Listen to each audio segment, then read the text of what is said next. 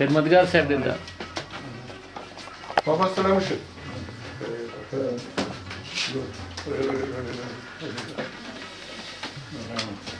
السلام علیکم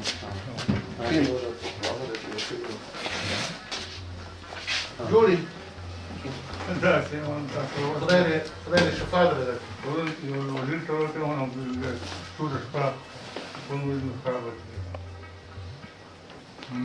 ته غوطه غوطه چې وزیرانو نمبر وځي خیر دې مونږ راوځي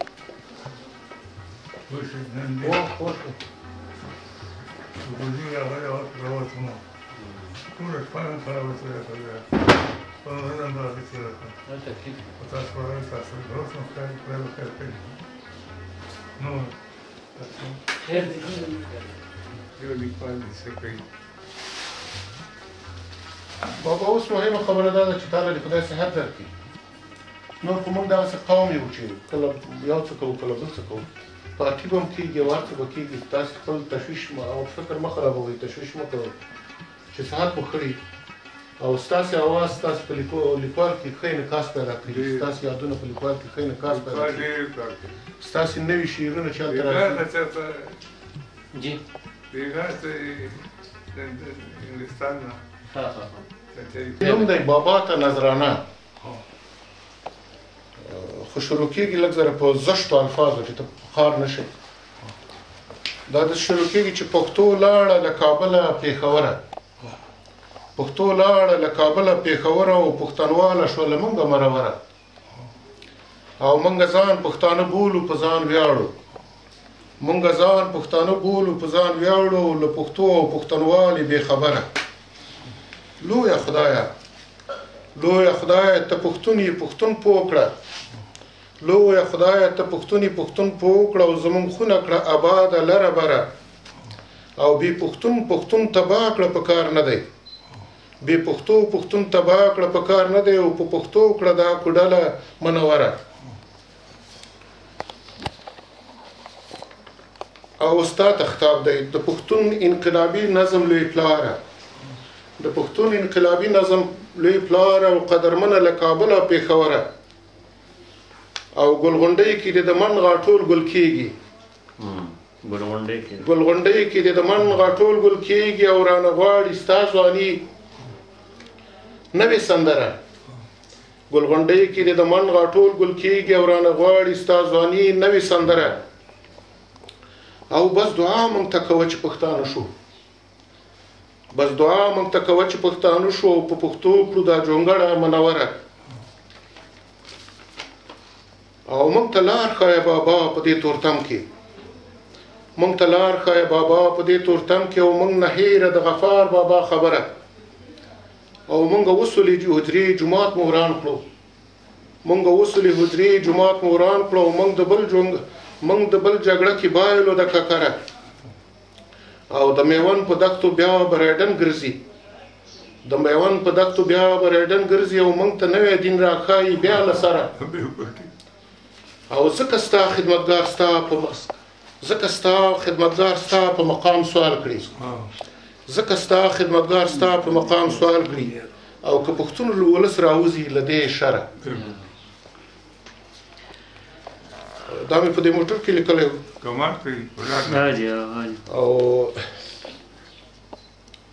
زما کتاب او څه شی چې ستا په بابره کې ما نور لیکلي هغه پاتې دي خو زما بدبختي دا ده چې زه خپل یو شعر هم له یاد نشم ټول مې لیکلو بس لاړو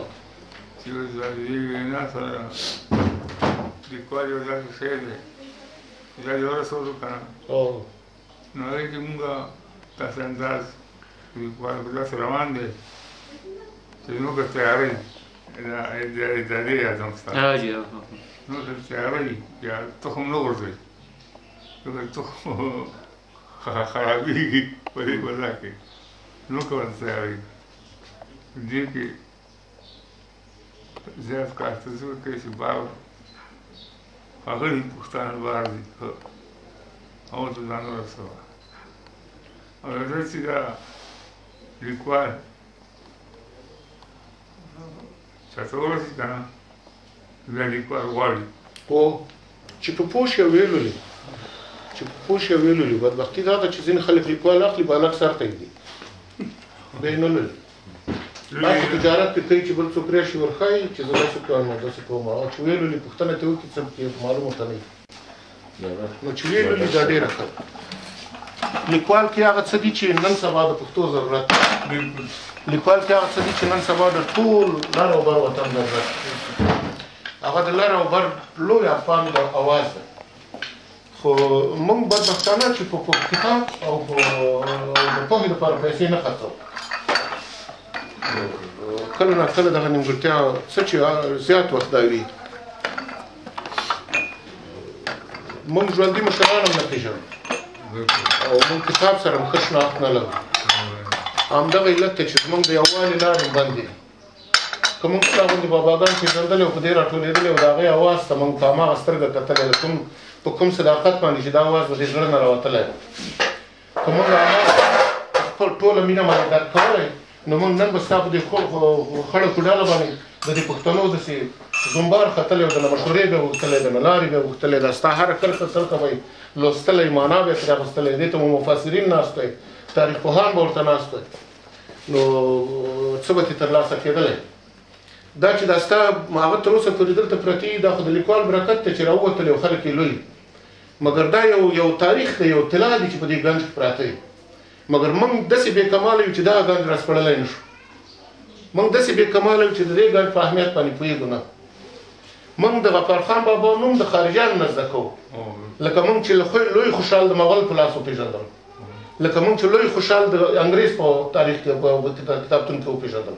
همداسې ستا نوم موږ د خارجیانو نه اورو هغه یې د پښتو په شان جرګه جوړوي برمنګم کې خو هغه ادب او ثقافت تاسو سره تاسو کې